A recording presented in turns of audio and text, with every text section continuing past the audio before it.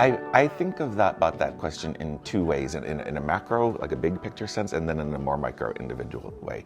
I think on the macro side of that, when people say, if there's not a system, what will we do with the children who are abused?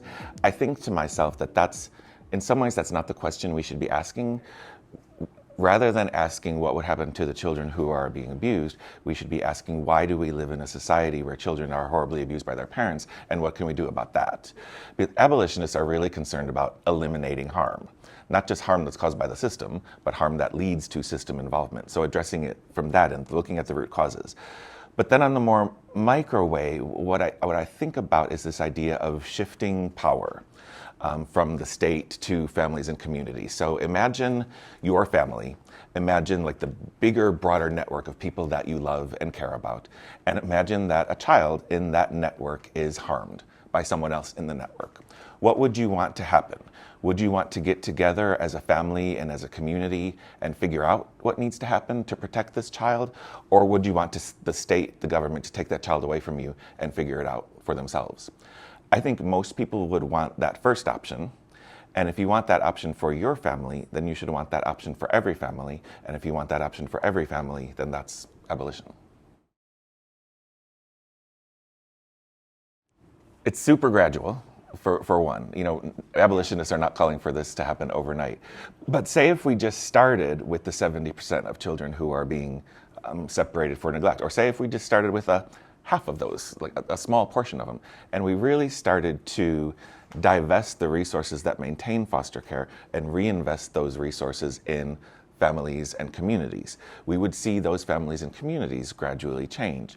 And what we know about direct material financial assistance is that when you provide people with direct material assistance, not only do issues of neglect change, but issues of actual maltreatment go down, because a lot of maltreatment, harm-related maltreatment, is related to material conditions also. So it's a gradual shifting of resources away from the system and building up supports in families and communities, so that when harm occurs, families and communities have the resources that they need to make decisions about what needs to happen, and then can provide those resources to the people who are to prevent harm from occurring in the future.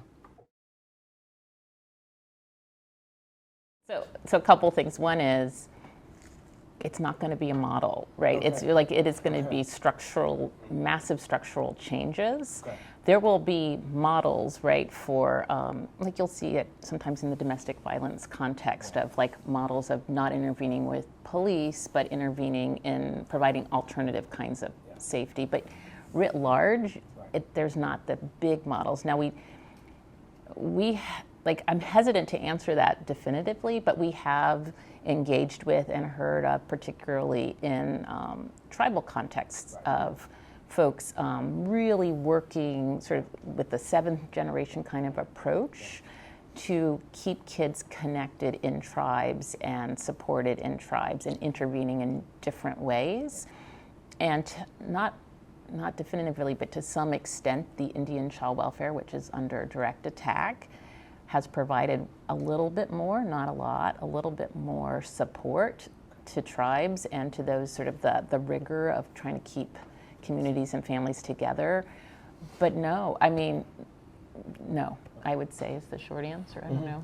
Yeah, not models like that, but I'm really inspired by really small examples of things that people wouldn't associate with abolition necessarily, but when you really think about them, some of you may have seen, there was a viral video that went out a couple of years ago. It was about a project called Dads on Duty.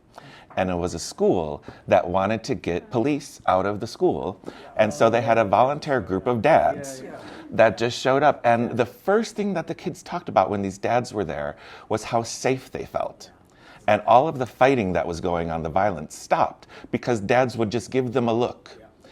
That's abolition. That's what abolition looks like. There was a neighborhood in Houston, on the south side of Houston, where a young Latino boy was murdered, and it was initially thought that he was murdered by a homeless man because there's a homeless shelter nearby. And he was murdered on his way home from school. And the police came into the community and said that they were going to put up all of these patrols around and watch kids as they walked home to be sure that no other children were harmed. And the parents in that community said, we don't really want more police in the community. We're just going to sit on our porches and we'll watch the kids walk home ourselves. That's an abolitionist idea. And so there's these really small little experiments like that are innovative and unique to each circumstance and each community. And those are the things that we want to think about and build on. Thank you. I think there's a general desire for there to be more of that. I don't know that it's really expanding as rapidly as we would like to see necessarily, but I think there's more realization now that that idea of the nuclear family is not sufficient. And people are looking for ways to have broader supports. So the idea of the village or the community being responsible, I think, is something that there's more openness to now, where I think in prior times there was the time where it was a real individualistic kind of model towards that. But I was thinking when you first started talking about your question about the community, the network of people. Kristen talked about like this idea of imagining or rebuilding. Sometimes it's about remembering. Particularly when we're talking about Black children and families.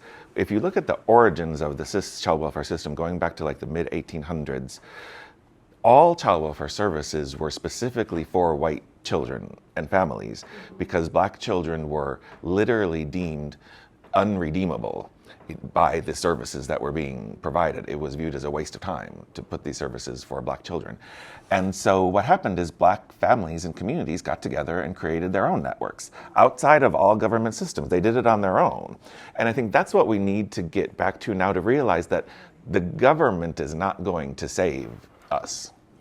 We need to save each other.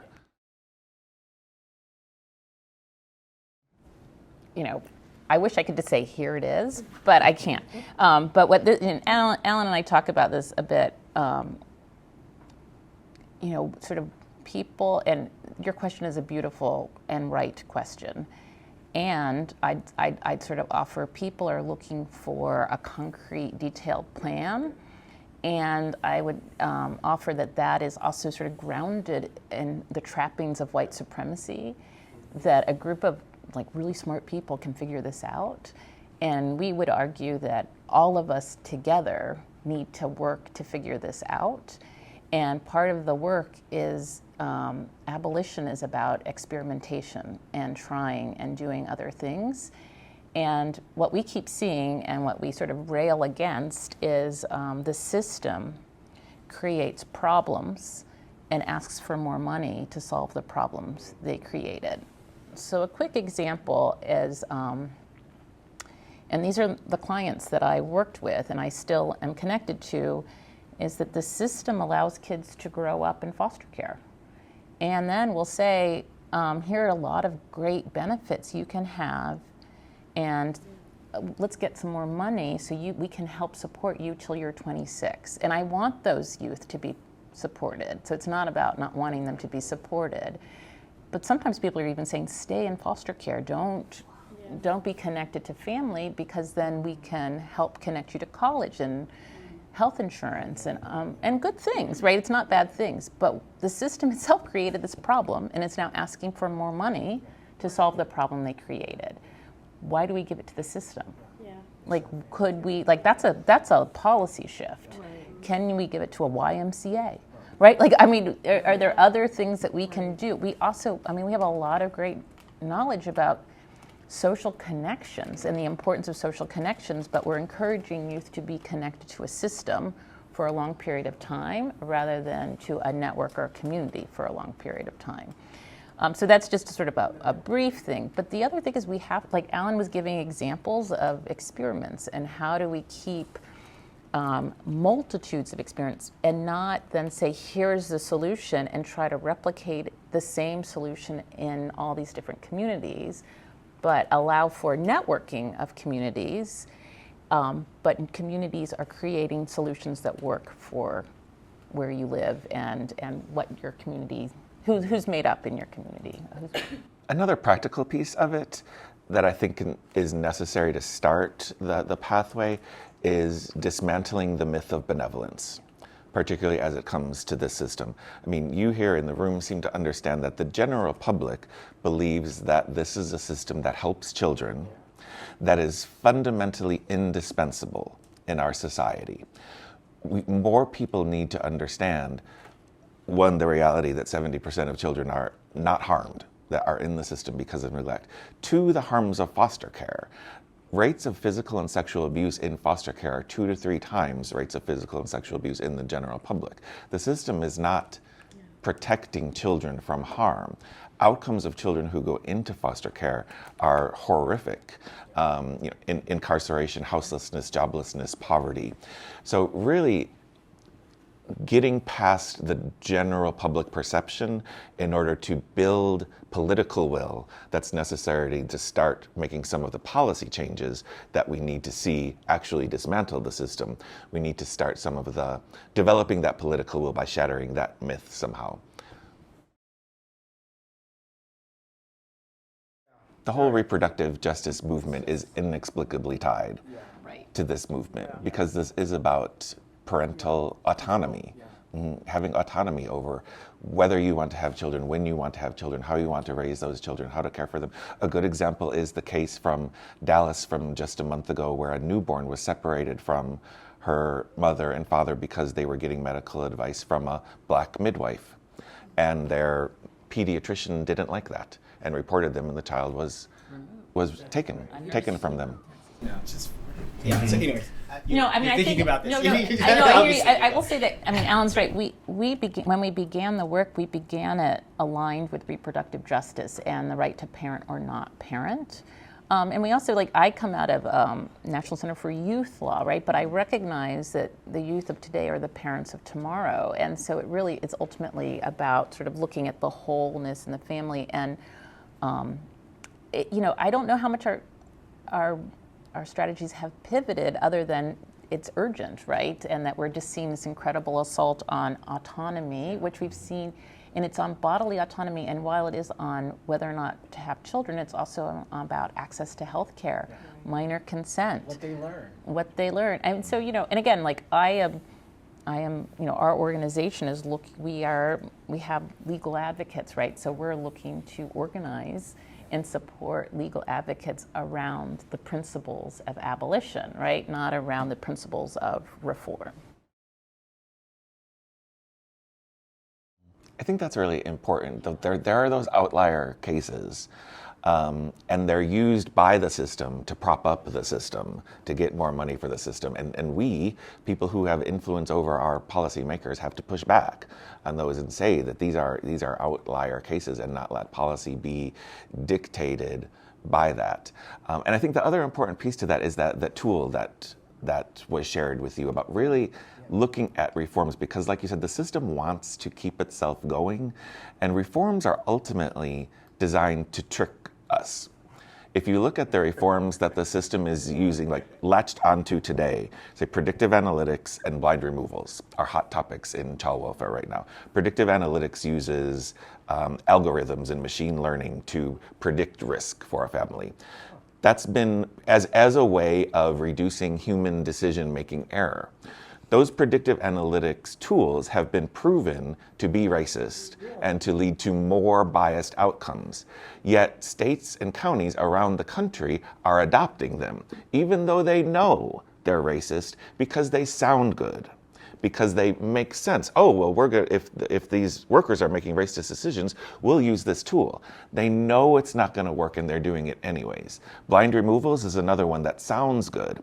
Blind removals involves taking a case that there's perhaps a need for removal, removing all of the demographic information from that file, and then having a panel of experts review it to see if removal is necessary, with the idea that if you remove it, race of the family, neighborhood, things like that, then the decision will be less biased. First, any agency that adopts blind removals is admitting that their workforce is so racist that they can't be trusted with making any decisions without removing or de-identifying these records. But secondly, again, it's been entirely debunked.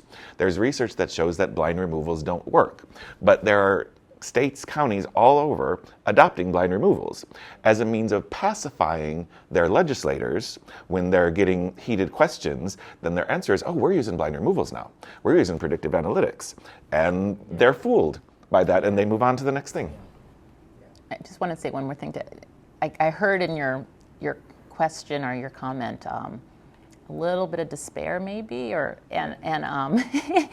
it's not to say that we don't also feel that, but that I think it's time to quote Mariam Kaba, who says, hope is a discipline, and so we work really hard at that, and but also abolition work is not solo work, but work to do in community, and the abolitionists of the past were a diverse group of folks.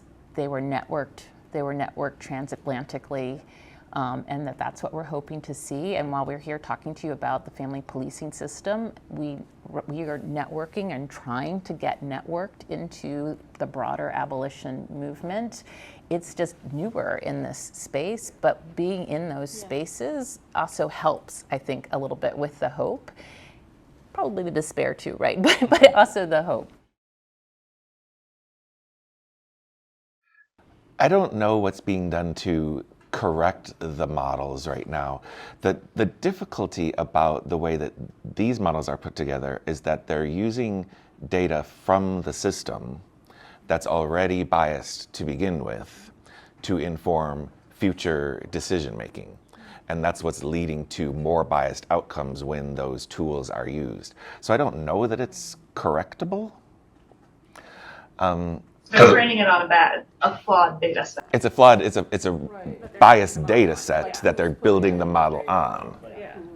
And I've looked at it in action, and so there's the problematic sort of design that Alan's talking about, but then I have yet to see it implemented as intended by the designers. Workers are using it because they're told they have to use it, and then they're using it as sort of to cover themselves. And they're being told, they're being told, right, that this is just supposed to help you make a clinical decision. It shouldn't be the only thing that you use. But if you're going against that decision of the tool, one, it's really hard to override the decision to a lower risk. It's easy to do it the other way.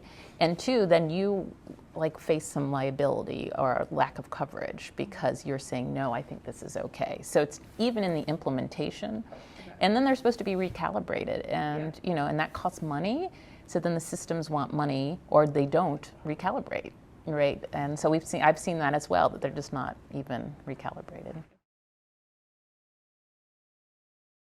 We're in an awful time right now. I mean, it's awful. And some of the providers that I work with, particularly in California, but in other states as well, there's a lot of work and a lot of great evidence about when kids are being rejected related to their sexual orientation, gender, identity expression, you can work with the families.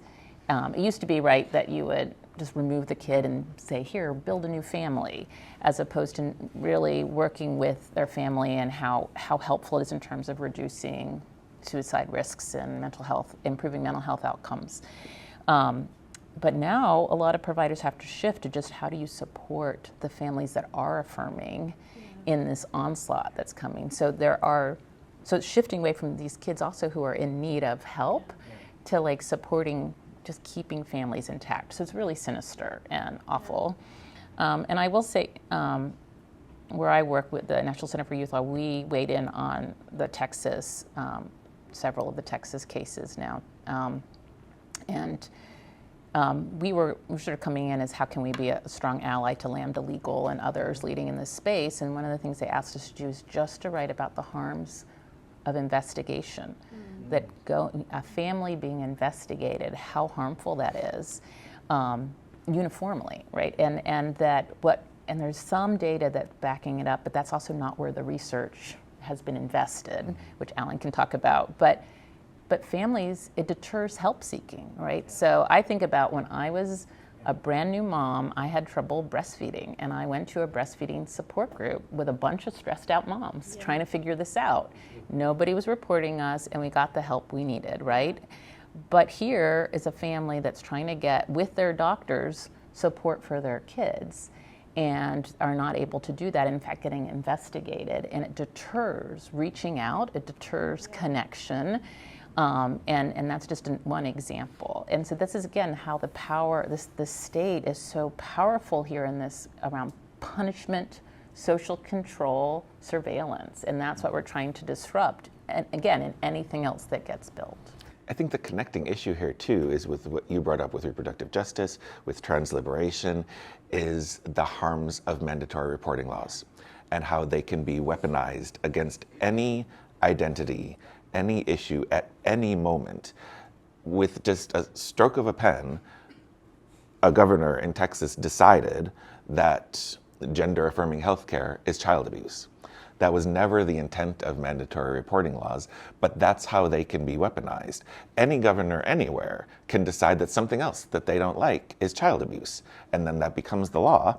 And because it's mandatory, and because there's consequences to not reporting, that's how you see this mechanism of surveillance and punishment implemented. It all goes back to the surveillance that's mandated through mandatory reporting laws.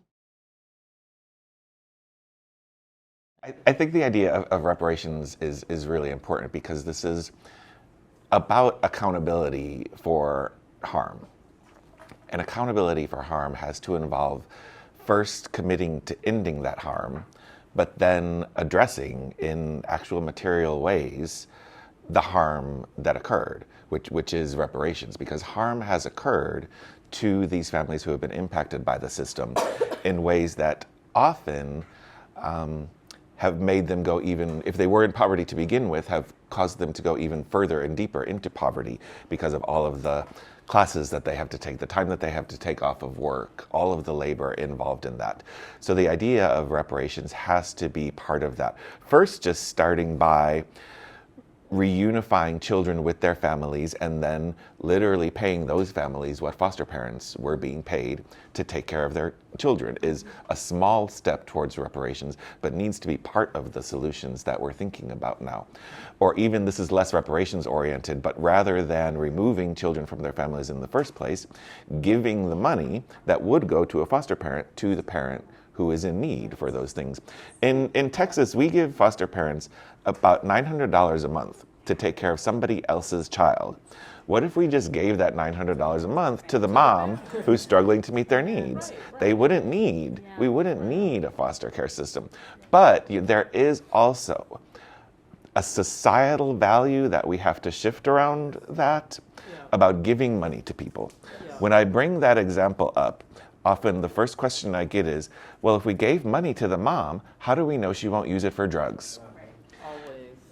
Because of how we've been socialized to think about poor moms and particularly poor black mothers.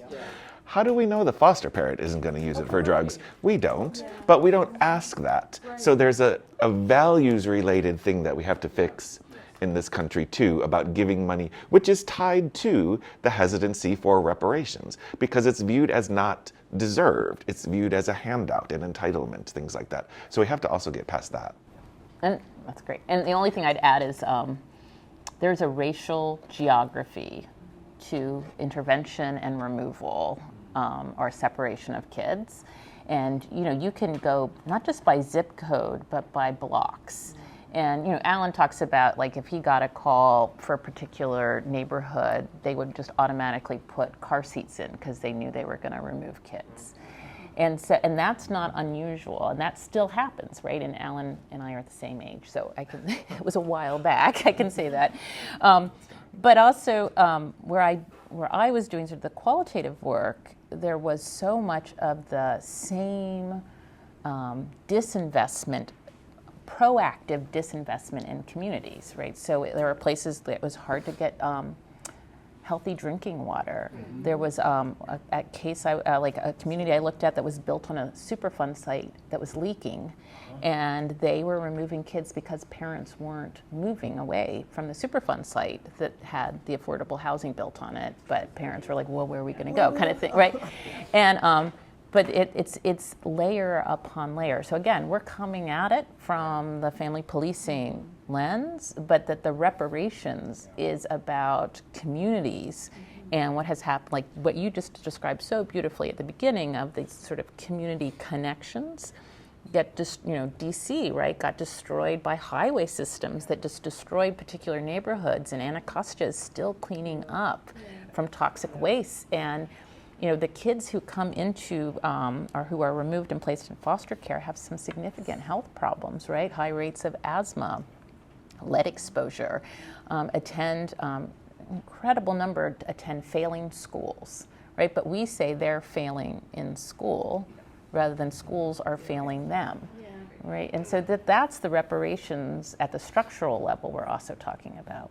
And that's why one of the things in that tool says, does this proposed reform improve the material conditions for families? Because it can't just be about ending harm and not doing anything about that. It has to be ending harm and meeting the direct material needs of families.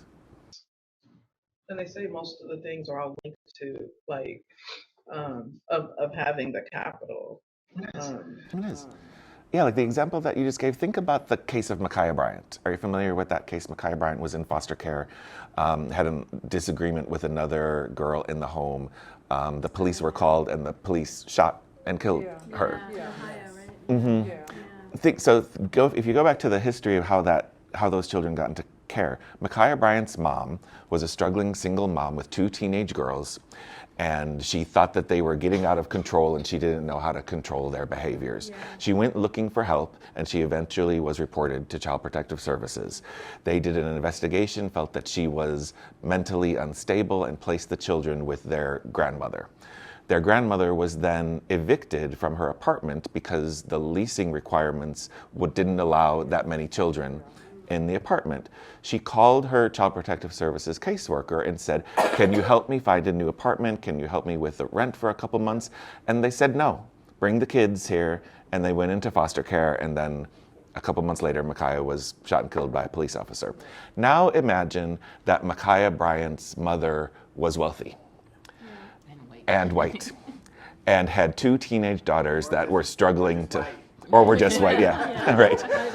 But what would they have done? They would have gone to therapy. They would have figured it out. They would have sent them to boarding school, like you said. They would have brought in a nanny. They would have. That case would never have gotten to the attention of Child Protective Services. So that's the example. It all comes back to access to resources. You talked about sort of building connections with the other folks who are working other sort of aspects around abolition, and so we'd just love to kind of get your thoughts about well, first we'd love to hear about how you all are partnering with leaders who've been directly impacted by the family policing system, and some of the things that you're doing in that area, and then what do you think it will take to kind of build this abolitionist movement and across issue areas? Well, upEND, I think, has really found a niche for us as part of the broader abolitionist movement, where I view us as kind of the academic policy arm of the movement, because there are many other more community-based, grassroots-led movements led by impacted parents that are doing that on the ground work, helping parents, to connecting them to legal assistance, things like that. Whereas upEND is building out the evidence base and argument for abolition in a way that's being used by these grassroots organizations. So our policy document, How We End Up, that we released a couple of years ago, which is our big high-level policy document about how to get towards abolition, that's used by these other movements led by impacted people to develop their policy and advocacy strategies. That How We End Up document was just used by the Michigan Supreme Court to argue against termination of parental rights. So that's where I see the impact that we have. And because of some of the resources that we have, we're able, one of the things that I'm excited about doing is bringing all of the people who are involved in this movement to our convening this October. So this will be our 4th annual convening, but the prior 3 have all been completely live streamed because of COVID largely, and then because even last year we liked the idea of being able to reach a national audience by live streaming it, but this year we really wanted to bring all of these activists kind of in the room together. So we're hoping to bring kind of 20 people, at least 20 people together from all of the different arms of the movement, policymakers, impacted parents doing the work. Like Joyce and Aaron are both they will both be part of that, and getting us all in the room together for a day on top of the convening part to really plan what are we going to do collectively, because we're all doing a lot, but we think we need a unifying thread that goes through all of our work so that we're all working on something together. So really being intentional about making those connections. We have a program director, Josie Pickens, who's been a community organizer for decades and is amazing. She's actually in DC right now attending the Black Mothers March, where many of the on-the-ground activists are. So being sure that we're really connected to those spaces is really, really important. Yeah.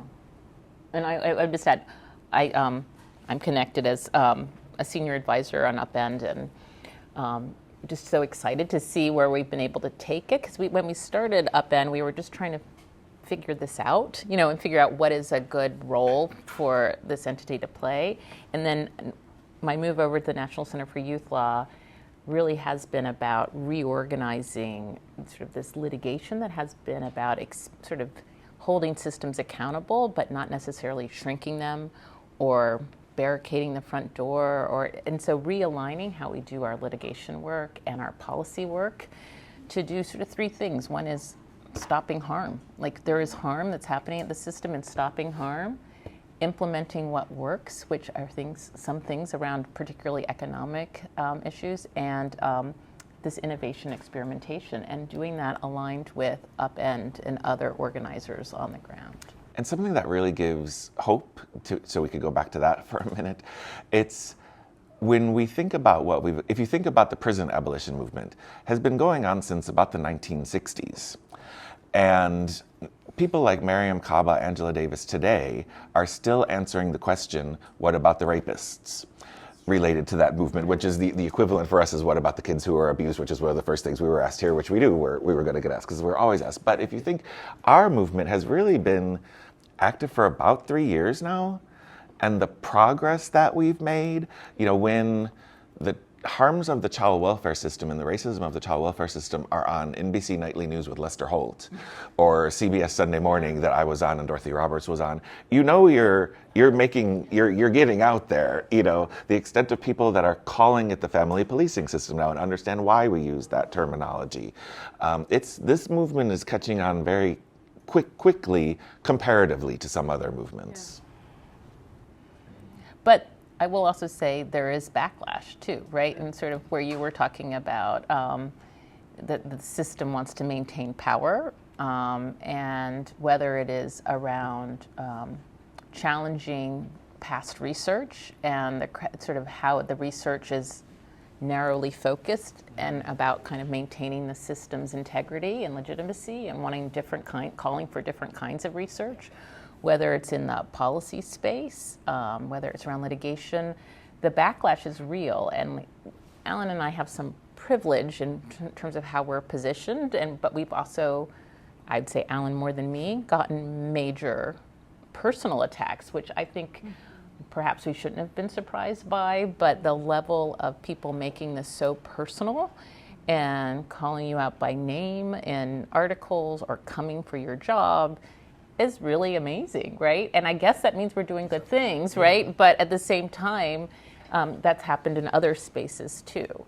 And so what we try to do in our sort of I would say privileged positions is offer platforms, network people who may not be able to be networked, and sort of like that kind of stuff I think is also critical, because while we're experiencing here, it's people on the ground are also experiencing a tremendous amount, and it's very vicious.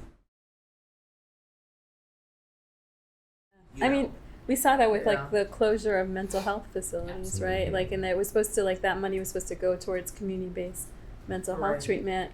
That second part didn't happen, and now people are like using that to say like, oh, like, you know, like there's all these like like didn't work, all these mentally ill people on the streets, and so it's. Oh, and the child welfare equivalent that we're seeing right now is legislatively. He wants me to go touch a tree. I know, right?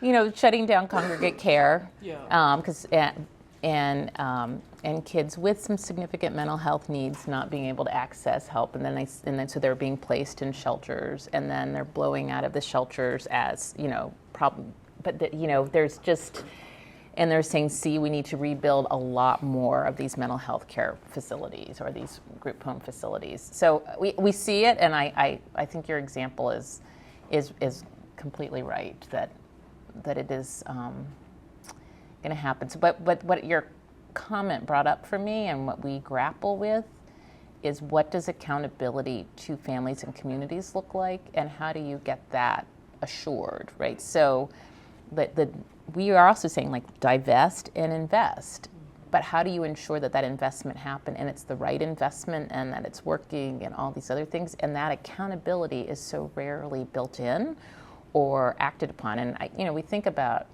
how much families are accountable to the system, right? Did you go to your parenting class? Did you complete this program? But there's no accountability to families for the wait list, the crappy service that you were referred to that doesn't even like correspond to the age of your child, that being told you have to have housing, but there's no housing in your community, right? So what would that really look like? That's also part of the work. So I hear you about that, but I think it's about accountability too. Oh, there are policies on the table. I mean, we wrote a document, How We End Up, where we actually have some policies that we did with others in community. They're broad policies to be taken and then tinkered with or adapted for communities. But yes, there are policies, and there are also policies that we would say yes to that others are pushing for, like a child care allowance as opposed to a tax credit. So like that is a So like, what's the difference between an allowance and a tax credit, right? Tax credit, you have to pay taxes or at least file for taxes, whereas an allowance is just something that's guaranteed because you have a kid, and you don't have to sort of get monitored right through the state for that. And there's some really interesting, good data that came out around the reduction, not just in child poverty, but in maltreatment as a result of the tax credit that were really low tax credits, right? But there were tax credits. I mean, so that there are also things like just quality childcare is huge. The number of cases where kids are removed because their parent has had to make a decision about leaving them home alone and going to work, or a case I looked at many cases recently in the Midwest, and parents were leaving kids with neighbors to get because they had to access food. There was no food in their community, and so they had to, and there was no public transportation, so they had to coordinate rides to get to a grocery store, and the kids were left with neighbors who, were not necessarily the supervising them well. And so then they were being pulled. So as Alan said, rather than give them childcare, not just 9 to 5 childcare, right, but childcare as people work, and that is quality childcare, that's on the table too. Like, so these are broad, like, as you were saying sort of earlier, like, what parents need to be successful is to have a community that supports them in their parenting. And there are some communities that offer a little bit more support or more support than others, and that's by design. I had to wait 14 months to get my kid into daycare. He was on 3 different wait lists. Like, there are not options for families that have young children, and there are not good options for families that work that have children. And you're like, what are you supposed to do with the kid at 5 o'clock if you work till 6 or 7? Or you work a night shift? It's just like mind-boggling. Right, but what are you also supposed to do, like, if you're facing eviction, right? So we have a colleague who wrote a master's thesis looking at Black women in Richmond and eviction and their eviction rates. And she was talking to us about how, you know, they're working multiple jobs, but being told, like, here's a mommy baby bonding class. And we're just like, when am I gonna do that? I'm just trying to like keep you know, a roof over my head and not be evicted. And so that's this mismatch, right, of let's just program everybody. Right. And it's not to say, like, who doesn't want to like get help, you know, with whatever, like understanding child development, but when your reality is this is about like staying here or being evicted. It's like That really. it's like everything is set up. It's like the system is set up to keep everyone dependent on it. Like if you don't have this piece, then you can't do this. I mean, it is just this perpetual cycle. Like when my daughter was young, I applied for food stamps, and they're like, you have to answer all these questions, and it was really weird because they're like, well, do you have a car? I'm like, yeah, I have a car, and they're like, oh, well, you can't qualify for this because you have a car. Okay, I can sell the car now. You give me food stamps, but how do I get to the store? How do I get to work? Now I need, you know, support with rent. And it's like I remember there's an old movie, and we used to have this in our family where like if the social worker comes by, you can't have shit in the house, right? Like because it's like, who bought you this toaster? What are you doing with the toaster? How many people live here? Where, you know, and you're like, you can't tell anyone that you live here. So it's all these things that where if we live together, we can help each other with rent. But now the person's coming, and I can't keep my subsidized housing. And then even now with them raising in Seattle, when they raised the minimum wage, it was like they also didn't do the lever for the scale of what people needed for support. So now because I made $20 more that month, I don't qualify for assistance with childcare or my rental assistance. So it was like, okay, you did that, but then you didn't fix this other end. And we always think these are choices that have been made, and somehow we're okay with this, right? And so part of the work, particularly with upEND, but our work in community, is to say this is untenable, right? And that abolition is grounded in this situation is untenable. We don't want to have to do this, right? But it is like we can't live this way. This is not a way to live. And how do we just sort of raise it up, expose it, and keep fighting against it? I think it's also really important to point out related to that not just that it's not tenable, this isn't an accident. Yeah. These aren't unintended consequences. These systems were all built for the purpose of maintaining the oppression and subjugation of mostly Black Americans in order to maintain white power. When you really think about family separations began in this country over 400 years ago during slavery as a means of maintaining compliance of the enslaved and preventing any kind of rebellion or uprising. Ever since emancipation, policies have been put into place to essentially recreate slavery, from the Black Codes to the Jim Crow laws that were constitutional till 1964. The outcomes that Black and brown families see today are on purpose. Mandatory reporting, before the Child Abuse Prevention and Treatment Act was passed in 1974, there were state mandatory reporting laws that started to rise up all over the country in response to the idea of the battered child syndrome, which created kind of a national child abuse panic. There was a decade of data showing that mandatory reporting laws caused disproportionate harm to Black families. When the first year in 1968 that all 50 states had a mandatory reporting law, Black families were 45% of all reports, even though they were only like 8 or 9% of the population. Everybody knew that. And so when they federalized it, if you know that a policy is going to cause disproportionate harm to Black families, and then you do it anyways, and then those disproportionate harms are realized, that's not an unintended consequences. It was on purpose. Yeah. In that scenario, because I hear this often, right?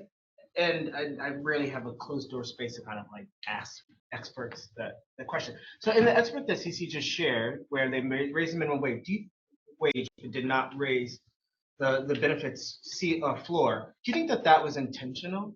Do you think they said, we're going to raise minimum wage, but we're not going to do this thing? Or do you think it's like they just didn't think about the entire ecosystem of the family? I mean, I'm curious, like, what people. Yeah, that's a good question. I know it's been written about, so I don't know enough to know if it's intentional, but it has been written about when you raise, and it's not just like raising minimum wage, but it could be as people start to work, they lose benefits, right? But you want people to work, and so how do you incentivize work are sort of a lot of the discussion. So it's right. But it's known. It is definitely known. So I just don't know enough about this. Yeah, I'm very worried about sort of this vigilante,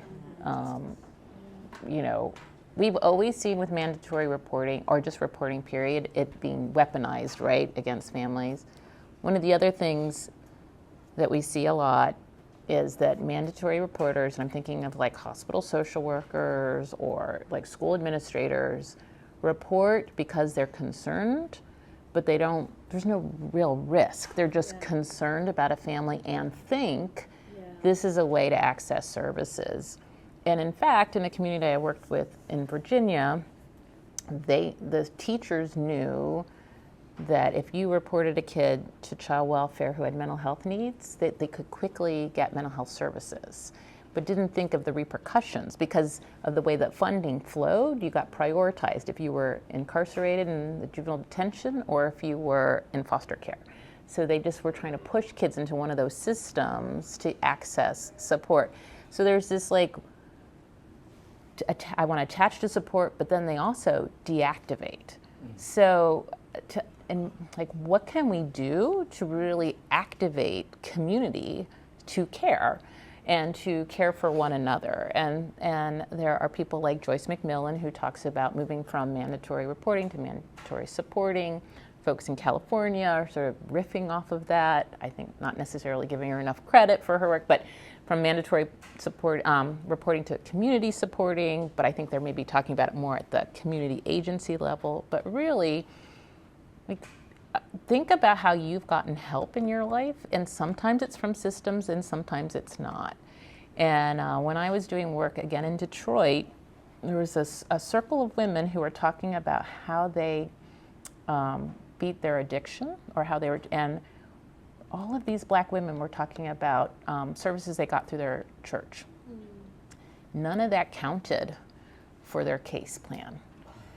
So they had to re-go through substance abuse treatment that was approved, supposedly evidence-based or evidence-informed, approved, in order to get their kids, right? So it wasn't getting, but that wasn't the help, right? So they were getting help, and they were actually getting reattached to community through church, right? But the system itself undermined that. So, like what you're describing around this community reporting, right, is this intensity of like just policing each other as opposed to an intensity of caring for one another.